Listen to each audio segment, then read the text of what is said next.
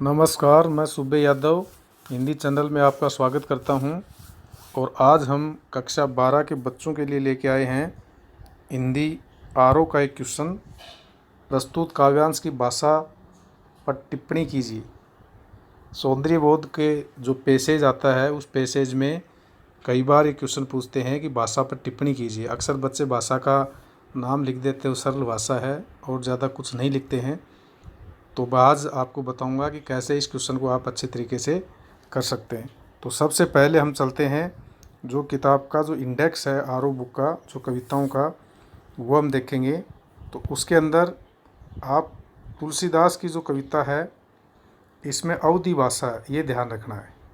उसके अलावा फिराक गोरखपुरी के में हिंदुस्तानी भाषा है। इनको छोड़ के दो को, बाकी सभी के अंदर खड़ी बोली है। ये सिलेबस में नहीं है, बाकी सब में खड़ी बोली है। तो तीन ही भाषाएं हैं, अवधी, हिंदुस्तानी और खड़ी बोली। तो ये आपको ध्यान रखना है। और क्वेश्चन जैसे ही आता है तो सबसे पहले आप क्या करोगे, भाषा पर टिप्पणी आए तो सबसे पहले लिखोगे ये खड़ी बोली है तो खड़ी बोली, हिंदुस्तानी है तो हिंदुस्तानी और अवधी है तो अवधी। इसके लिखने के बाद आप देखोगे कविता में तुकबंदी है या नहीं है। जिस कविता को ठीक से गाया जा सकता है उसमें लगभग तुकबंदी मिल जाती है। तो इसमें हरिवंश राय बच्चन की जो कविता है आत्म परिचय और एक गीत है, उसको गा सकते हैं।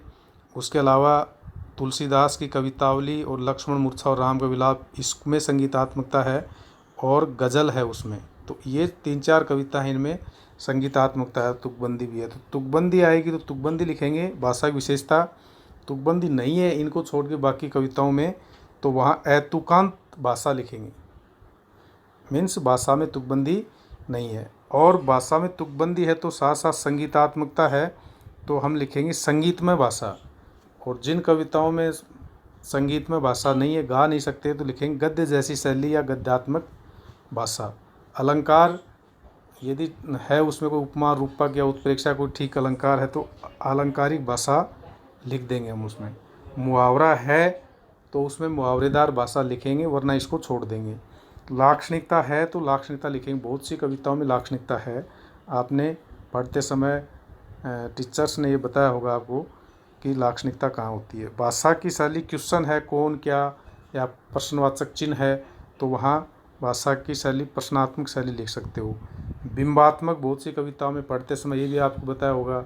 पतंग कविता में बिंब है, छोटा मेरा खेत चुकना उसमें बिंब है। और जहाँ भी बिंब होते हैं वहाँ चित्रात्मक भाषा होती है।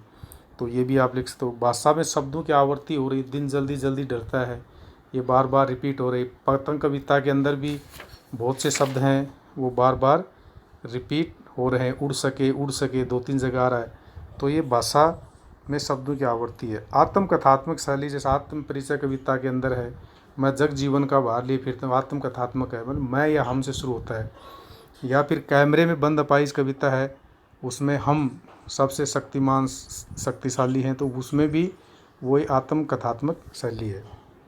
भाषा में लघु पद योजना, ये भी कैमरे में बंद अपाइज कविता में छोटे छोटे सब एक एक शब्द एक एक लाइन में है, तो ये लघु पद योजना। तो ये जो 12 जो पॉइंट मैंने बताए हैं, इसमें 4-5 पॉइंट भी यदि आप लिख दोगे तो आप उसमें से अच्छे मार्क्स आपके।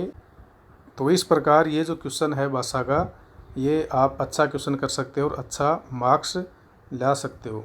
यदि आपको भाषा का ये क्वेश्चन अच्छी तरह समझ में आया तो आप इस चैनल को लाइक करें, सब्सक्राइब करें, अधिक से अधिक शेयर करें ताकि बाकी बच्चों को भी इसका फ़ायदा मिले। धन्यवाद।